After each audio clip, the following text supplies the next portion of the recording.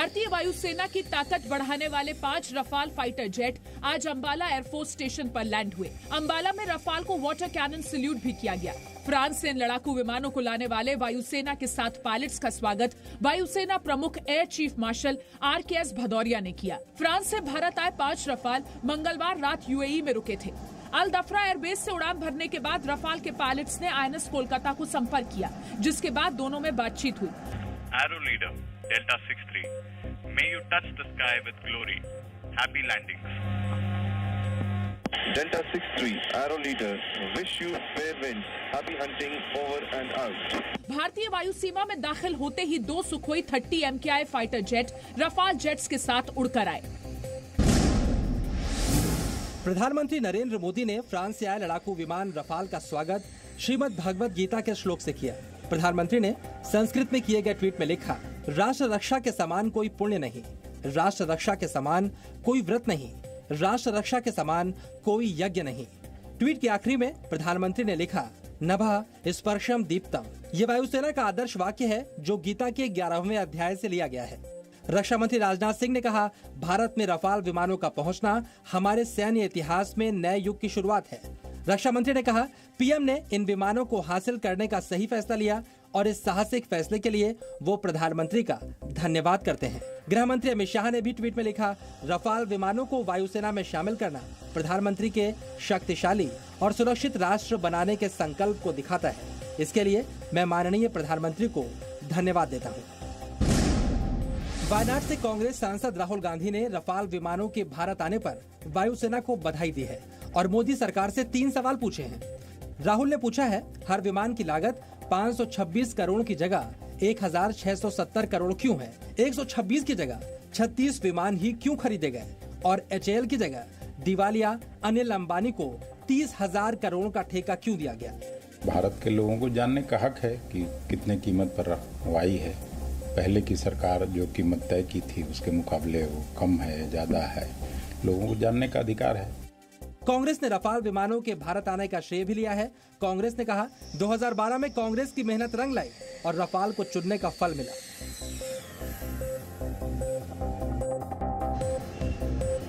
केंद्रीय गृह मंत्रालय ने अनलॉक 3 के लिए नए गाइडलाइंस जारी कर दिए हैं। 1 अगस्त से पूरे देश में नाइट कर्फ्यू खत्म कर दिया गया है। 5 अगस्त से देश में जिम और योगा सेंटर खोले जा सकेंगे। 31 अगस्त तक स्कूल कॉलेज बंद रहेंगे। मेट्रो, सिनेमाघर, स्विमिंग पूल भी अभी नहीं खुलेंगे। सार्वजनिक स्थानों पर मास्क पहनना अनिवार्य है। कंटेनमेंट जोन में 31 अगस्त तक लॉकडाउन जारी रहेगा। भीड़ जुटाने वाले कार्यक्रमों को अनुमति नहीं दी गई है। शादी समारोह में 50 से ज्यादा मेहमानों की इजाजत नहीं होगी, लेकिन सामाजिक दूरी के साथ स्वतंत्रता दिवस समारोह को इजाजत दी गई है। 65 साल से ज्यादा उम्र के बुजुर्गों, गंभीर बीमारियों से पीड़ित मरीजों, गर्भवती महिलाओं और 10 साल से कम उम्र के बच्चों को पहले की तरह ही घर में रहने की सलाह दी गई है। महाराष्ट्र सरकार ने अभिनेता सुशांत सिंह राजपूत की आत्महत्या की जांच CBI से कराने से इनकार कर दिया है। महाराष्ट्र के गृह मंत्री अनिल देशमुख ने कहा है कि मुंबई पुलिस इस केस की जांच ठीक से कर रही है। अभिनेत्री रिया चक्रवर्ती के खिलाफ FIR दर्ज होने के बाद पटना पुलिस ने मुंबई में केस की जांच तेज कर दी है। सुशांत सिंह की दोस्त रही अंकिता लोखंडे ने पटना पुलिस को कुछ ऐसे सबूत दिए हैं जिसमें दावा किया गया है कि सुशांत सिंह रिया के साथ खुश नहीं थे। अभिनेत्री रिया चक्रवर्ती ने सुप्रीम कोर्ट में याचिका दायर कर बिहार में दर्ज FIR की जांच मुंबई ट्रांसफर किए जाने की मांग की है। रिया चक्रवर्ती ने सतीश मान शिंदे को अपना वकील चुना है। सतीश मान शिंदे पालघर में साधुओं की मॉब लिंचिंग के मामले में महाराष्ट्र CID की तरफ से केस की पैरवी कर रहे हैं। राजस्थान का सियासी संकट फिर सुप्रीम कोर्ट पहुंच गया है। विधानसभा अध्यक्ष CP जोशी ने सुप्रीम कोर्ट में नई याचिका दायर की है। स्पीकर ने 19 विधायकों की अयोग्यता पर फैसला लेने से रोक वाले हाईकोर्ट के आदेश को चुनौती दी है। स्पीकर ने आज राज्यपाल कलराज मिश्र से भी मुलाकात की। राज्यपाल कलराज मिश्र ने तीसरी बार गहलोत सरकार के विधानसभा सत्र बुलाने के प्रस्ताव को वापस लौटा दिया है। राज्यपाल ने कहा कि प्रस्ताव में 21 दिन का साफ साफ नोटिस देकर विधानसभा का सत्र बुलाएं और अगर इमरजेंसी में सत्र बुलाना है तो कारण बताएं। आज भी मुख्यमंत्री अशोक गहलोत ने राज्यपाल कलराज मिश्र से मुलाकात की थी।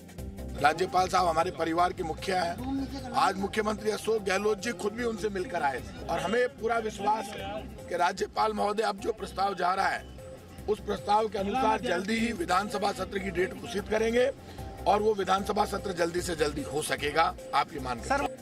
पूर्व उप मुख्यमंत्री सचिन पायलट ने आज कांग्रेस के नए प्रदेश अध्यक्ष गोविंद सिंह डोटासरा को ट्वीट कर बधाई दी। सचिन पायलट ने लिखा, मुझे उम्मीद है कि आप बिना किसी दबाव या पक्षपात के उन कार्यकर्ताओं जिनकी मेहनत से सरकार बनी है उनका पूरा मान सम्मान रखेंगे।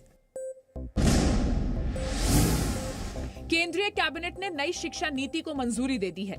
मानव संसाधन मंत्रालय को अब शिक्षा मंत्रालय के नाम से जाना जाएगा। प्रधानमंत्री मोदी की अध्यक्षता में हुई केंद्रीय कैबिनेट की बैठक में ये फैसला लिया गया। उस नए भारत के निर्माण में ये नई शिक्षा नीति 2020 मील का पत्थर साबित होगी। नई शिक्षा नीति में 10+2 के फॉर्मेट को पूरी तरह खत्म कर दिया गया है। यूनिवर्सिटीज और उच्च शिक्षण संस्थानों में प्रवेश के लिए कॉमन एंट्रेंस एग्जाम होगा। 5वीं तक पढ़ाई के लिए मातृभाषा या स्थानीय भाषा माध्यम होगी। 9वीं से 12वीं क्लास तक सेमेस्टर में परीक्षा होगी। 6ठी कक्षा के बाद से ही वोकेशनल एजुकेशन की शुरुआत होगी। सभी सरकारी और निजी उच्च शिक्षण संस्थानों के लिए एक तरह के मानदंड होंगे। बोर्ड एग्जाम रटने पर नहीं बल्कि ज्ञान के इस्तेमाल पर आधारित होंगे। ई पाठ्यक्रम क्षेत्रीय भाषाओं में विकसित किए जाएंगे। नई शिक्षा नीति के तहत एमफिल कोर्सेज को खत्म किया जा रहा है। एमए के बाद छात्र सीधे पीएचडी कर सकेंगे। देश की मौजूदा शिक्षा नीति को 1986 में तैयार किया गया था। 1992 में उसमें सुधार किया गया था। Presenting B News app available on Google Play and App Store. Download it now.